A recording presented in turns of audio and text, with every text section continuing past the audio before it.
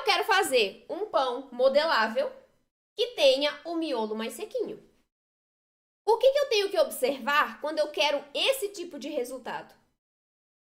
Vamos pegar o exemplo do pão francês. O pão francês, características: casquinha crocante, fina, miolo mais leve, mais sequinho, não é tão úmido quanto o pão de forma. O miolo do pão francês, ele é mais sequinho.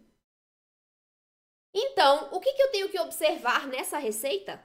Ou melhor, o que eu tenho que colocar nessa receita para ter esse resultado? Primeira coisa que eu tenho que pensar. O meu resultado é modelável. É um pão diferente de um pão de forma, que tem a forma para manter a massa fechadinha ali. Ela não vai esparramar, então você pode hidratar mais. Agora, no pão modelável, geralmente a gente não usa forma. Tem, claro, tem, né, os discos, as forminhas menores, que você pode usar também para colocar a massa dentro. Mas, usualmente, nós não colocamos a massa do pão francês dentro de uma forminha. Nós, no máximo, utilizamos aquela forma que é perfurada, né? Que tem o formato ali de uma lombadinha para colocar o pão francês e ele ficar, né? Como o tradicional com farinha de trigo. Então, no máximo, é isso. Nós não temos uma forma. Então, o que eu tenho que pensar?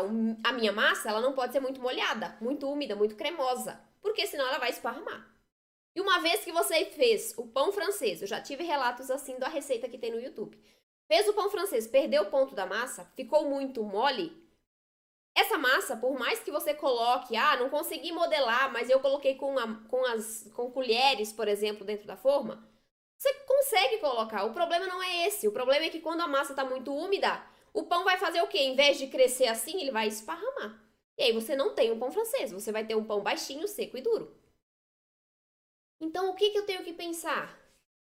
Meu pão tem que ser modelável, logo a minha massa não pode ser tão cremosa, ela tem que ser mais consistente, mais firme, para eu conseguir modelar esse pãozinho e para que ele se mantenha nesse formato durante o processo de cocção. O que é o processo de cocção? Expansão dos gases que estão dentro da minha massa. Se a minha massa é muito mole, a partir do momento que eu esquento essa massa e os gases expandem, a massa vai derreter para o lado, esparramar na forma, tá? Então, para a gente alcançar esse tipo de resultado, miolo mais sequinho, primeiro. Então, primeiro vocês sabem que a hidratação da massa tem que ser menor do que a do pão de forma, porque ela é menos úmida e precisa se manter no formato. Logo, eu não posso adicionar o que aqui? Que tipo de farinha vocês acham que eu não posso colocar num pãozinho modelável? Porque senão eu tenho que colocar muita água. Que tipo de farinha? Me coloca aí no chat, por favor. Vamos ver se vocês estão atentas.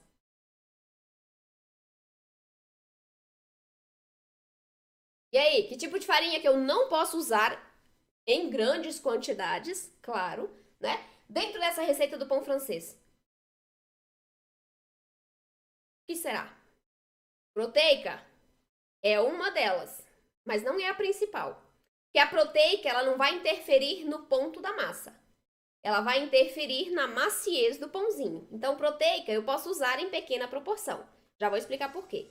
Agora, se eu colocar aqui num pão francês uma farinha rica em fibras, isso aí, ó, Valdete, farinha com fibras. Por quê? Lembra que eu falei aqui no meu pão de forma que se eu colocar mais fibras, eu tenho que hidratar mais essa massa? Se eu coloco mais fibras, eu deixo a massa mais cremosa. Se eu deixo a massa mais cremosa aqui, eu não consigo modelar. Então, eu posso colocar, claro, uma farinha com fibras, rica em fibras dentro dessa massa, mas a proporção tem que ser bem pequena. Rica em proteína, também eu posso. Mas por que eu não posso colocar muito? Porque a rica em proteína vai trazer muita maciez. E eu posso amolecer a casquinha. Eu posso usar, claro, mas a proporção dessas farinhas, rica em fibras, rica em proteínas, nesse pão francês, pelas características do pão francês, aqui se a gente estivesse falando de um pão de hambúrguer, aí a gente poderia usar mais proteica sim, porque o pão de hambúrguer ele é mais macio, né? A casquinha é mais macia. Aqui é o pão francês, característica de casquinha crocante. Então, a gente precisa usar menos proteínas, menos fibras. E o que mais? Para trazer, por exemplo, a casquinha crocante e o miolo mais sequinho. Eu tenho que pensar que a minha farinha, a farinha que eu for colocar dentro dessa minha receita aqui, ela precisa trazer essa crocância para a casca e, ao mesmo tempo, não umedecer o miolo do meu pãozinho. Então, eu tenho que usar farinha mais seca. O que é uma farinha mais seca? Mais pobre em proteínas, mais pobre em fibras, mais pobre em gorduras. Farinha de arroz, amido de milho são exemplos de farinhas mais secas. Então, eu vou falar especificamente do amido de milho. O amido de milho vai ajudar na crocância da minha casquinha, vai ajudar no miolo para deixá-lo mais sequinho e vai ajudar também a deixar esse pãozinho mais leve. Olha só, a partir de um resultado, eu já consigo entender quais ingredientes eu posso ou não posso colocar para ter aquele resultado. As minhas receitas, todas elas, eu faço questão de testar várias vezes antes de colocar no curso, antes de publicar aqui nas redes sociais. Por quê? Porque tem que estar perfeita para mim, na minha opinião.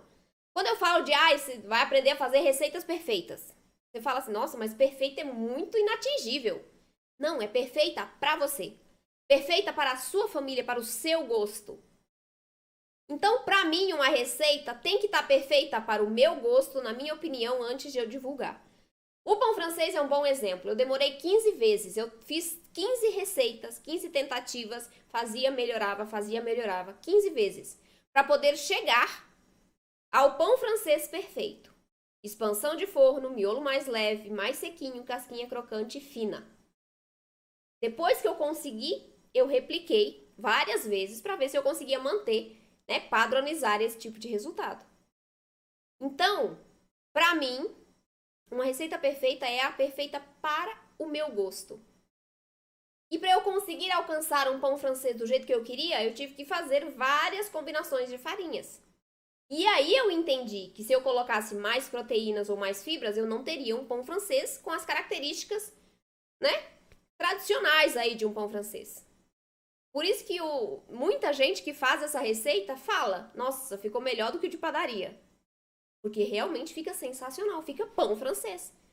E se você não entende isso, se você não entende o que te dá esse tipo de resultado, você coloca ali uma farinha de grão de bico em grandes quantidades e não tem um pão francês.